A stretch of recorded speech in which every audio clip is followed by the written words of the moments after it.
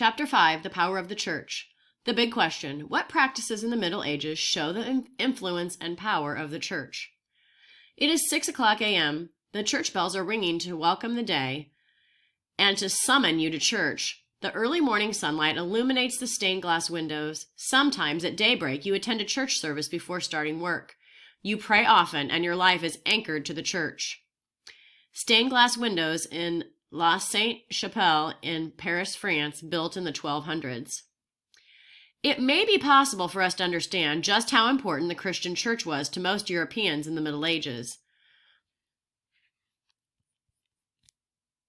Not only did the local lords have great influence over people's lives, but the church did too. The power of the church had grown gradually over a long period of time. Christianity is based on the teachings of a man named Jesus who lived hundreds of years before the Middle Ages began. Jesus' followers were known as Christians. In the first 300 years after Jesus' life, Christianity grew slowly. In fact, the early years of the ancient Roman civilization, Romans were not permitted to practice the Christian faith. Later, Christianity was tolerated as one religion among several. Eventually, it became the official religion of the Roman Empire. Christianity spread throughout the empire. As it spread, the power and influence of the church in Rome grew. The Pope was the leader of the Western Church. As time went on during the Middle Ages, conflicts developed between the Eastern followers of the church, who spoke Greek, and the Western followers who spoke Latin. Finally, in 1054 CE, the two sides split over differing beliefs. The Eastern Church was called Orthodox. Members of the Orthodox Church thought their beliefs were orthodox or correct. The Western Church, based in Rome, was called Catholic. Members of the Catholic Church thought their beliefs were Catholic or universal.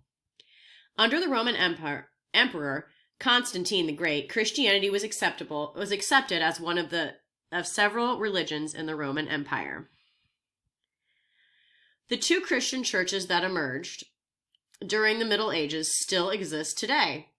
In Western Europe, almost every village and town had a church. Most people attended church on Sunday. In addition, certain days were considered holy days to mark the important events in the life of Jesus and his followers.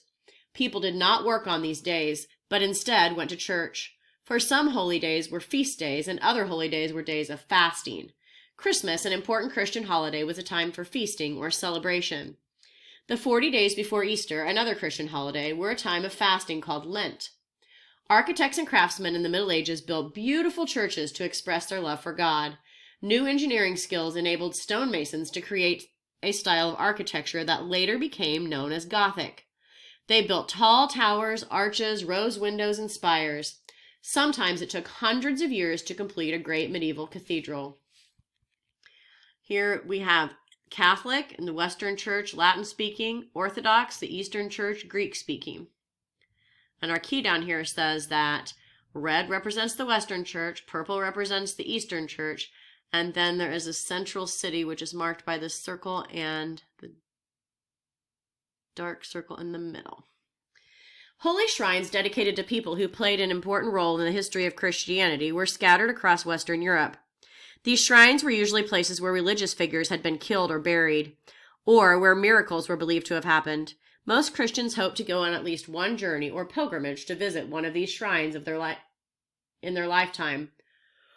For many, going on a pilgrimage meant walking or riding long distances and eating and sleeping in roadside taverns or religious houses. Many men and women made the journey to fulfill a vow to God, to seek a cure for a disease, or just to travel abroad. Medieval pilgrims.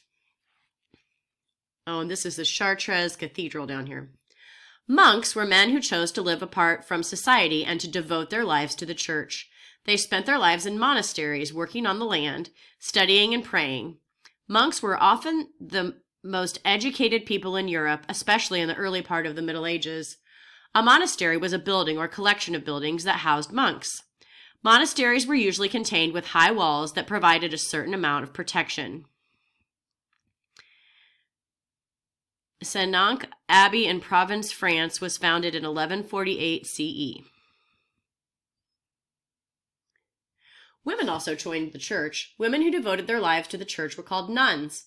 Nuns lived in convents or nunneries. Nuns received many of the same benefits as monks. They were educated and were taught crafts and other skills.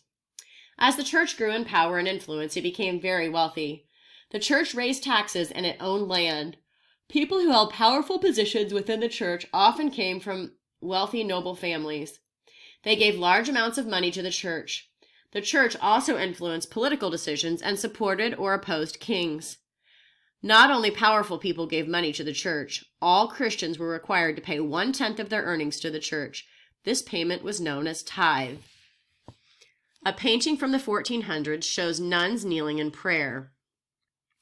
Interior of the Duomo or Cathedral of Pisa, Italy, begun in the 1000s. However, there was a troubling side to this deeply religious period in history. Some people expressed ideas with which the Pope and other church leaders disagreed. Church leaders called these contradictory opinions heresy, and the people who held them were called heretics. Heretics were treated cruelly. Precious books. During the Middle Ages, monks and nuns studied the writings of ancient Greeks and Romans. Their libraries contained books about religion, science, poetry, mathematics, and history. Monks and nuns also occupied the ancient writings by hand. There were no machines or printers that made books. By copying these texts, monks and nuns helped to preserve or save ancient knowledge that would otherwise have been lost. Illuminated manuscripts were works of art.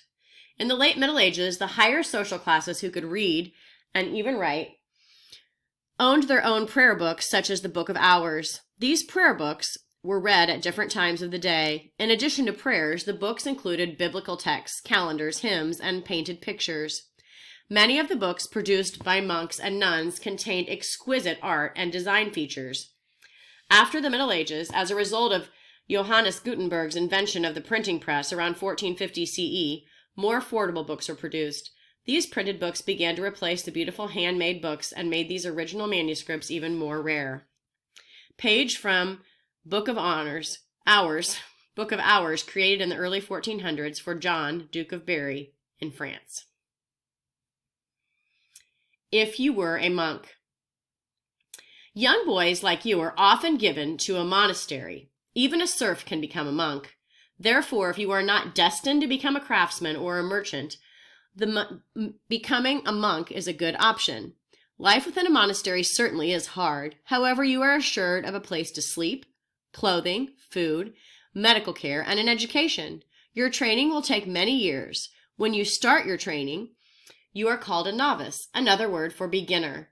You begin by learning to read and write. You study texts from the Bible, pray, and learn to farm or acquire a certain skill. If at the end of your training you are certain you want to join the church, you take part in a special ceremony. In this ceremony, you vow or promise to dedicate your life to God. You also vow not to marry and to live a humble and obedient life. Then the top of your head is shaved, identifying you as a monk. So here's a novice or a beginner monk. Here's a novice working in the monastery garden. And here's a novice taking his vows. As a monk, you spend a large part of your day in worship and prayer. However, you also spend time working on the land or in the monastery itself. You might wash clothes, cook, or tend to the vegetable garden. You might learn to make honey, wine, or beer. Or you might learn how to make shoes or furniture. If you have a beautiful singing voice, you might participate in the performance of Gregorian chants. Gregorian chants are a form of sacred vocal music or musical speech based on hymns or passages from the Bible. Monks performed these chants on certain holidays. As a gifted artist, you might work in the scriptorium, copying the work of classical writers or producing new books. For many like you, the life of a monk provides a degree of security and protection from some of the challenges of medieval life. So here's some monks chanting hymns. Here's a monk working in the scriptorium. And then here's the monk's daily prayer schedule. And you see how that's all day long. They are constantly praying. Medieval musings. What did monks and nuns write with? Clue. This writing tool was once attached to a creature that can fly. 2. Certain religious people provided serfs with medical care. Who do you think those people were? Here is John Duns Scotus, member of the church. Letter quest. Find the letter in the stained glass window and record it on Activity, page 2.3.